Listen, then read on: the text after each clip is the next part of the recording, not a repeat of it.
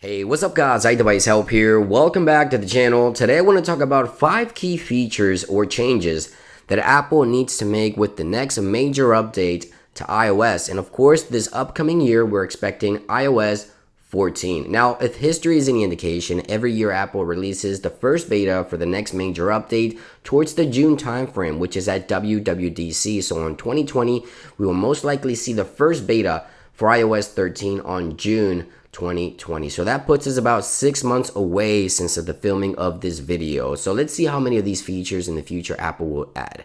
Now, don't get me wrong, with iOS 13, Apple added a ton of new features and changes. Over 200 features and changes were added, including dark mode, new volume HUD indicators. So Apple is definitely listening to their customers somewhat. But let's start with the number one request that I have. Number one is picture within picture. Now, iPads are capable of doing this for quite some time. So for example, if you're watching a YouTube video here in Safari, you can actually detach the video right here and go ahead and browse your device. Now, this is going to be very useful for many instances. For, of course, if you're watching, let's say, a cooking video, you want to take down a recipe, you're in notes, you can actually type your note down as you watch the video, or maybe you're just browsing social media and you want to share some details with friends as you watch a video. It's definitely possible on the iPhone, as you can see here. Definitely a pro feature that Apple could definitely bring to the iPhone, and I think it's a must. iPads can do this, other devices can do this, and as you can see here, the iPhone is capable of doing this quite easily. So picture-in-picture, definitely one of my top requests. Next is a very simple one. Of course, from here on out, we're just going to see Face ID devices, so the notch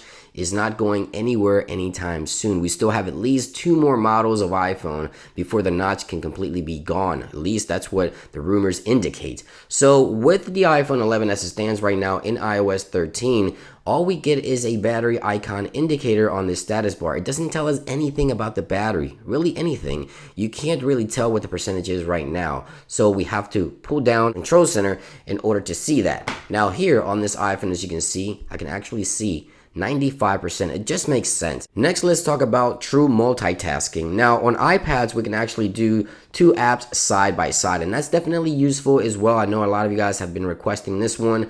So I'm in Safari right now. Let's say I'm on landscape mode, and this makes a ton of sense on larger devices as well. I can invoke the dock here, and let's say I want music next to the actual Safari. Just do that, just like this. And then you can play around with the applications as you wish. You can move them around on your screen. You can do true multitasking, and everything really does work. Everything works just fine. As you can see on this jailbroken iPhone, I have Safari on the right and I have the music application on the left. I can scroll, I can move the applications, I can multitask.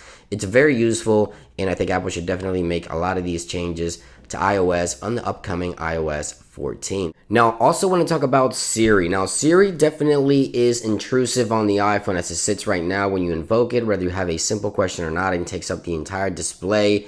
And it could be a lot nicer, a lot easier, more refined, and less intrusive in my opinion. So bringing a facelift to Siri will definitely improve. There's a jailbreak tweak right now called Smaller Siri or Small Siri. In this one, if you have a simple question, you get Siri at the bottom or top of the screen. If you need more information, you can bring the card up just like so. It will look a lot cleaner in my opinion. And last but not least, of course, the lock screen of the iPhone. Now, I recently purchased 2 jailbreak tweaks. One is a weather widget for the lock screen. Apple should allow users to definitely have the weather on the lock screen, but the jailbreak tweak isn't working properly for me, so here's a screenshot. Having the weather on the lock screen I think is essential. I think many users really want this for the lock screen of the iPhone.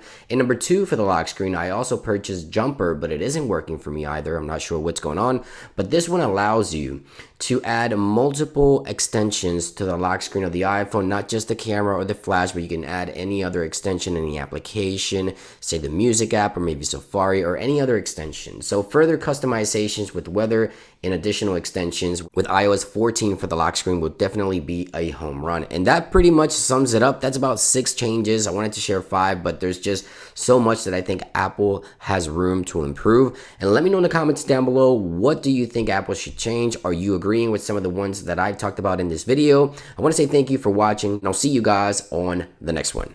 Peace.